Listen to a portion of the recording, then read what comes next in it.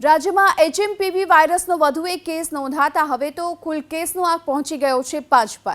અમદાવાદમાં કચ્છના 59 વર્ષીય દર્દી એચએમપીવી વાયરસથી સંક્રમિત થતા સારવાર માટે ખાનગી હોસ્પિટલમાં ખસેડાયા છે। માહિતી મુજબ કચ્છના 59 વર્ષીય દર્દીને નાજુક સ્વાસ્થ્યને લઈ અમદાવાદની ખાનગી હોસ્પિટલમાં સારવાર માટે દાખલ કરાયા।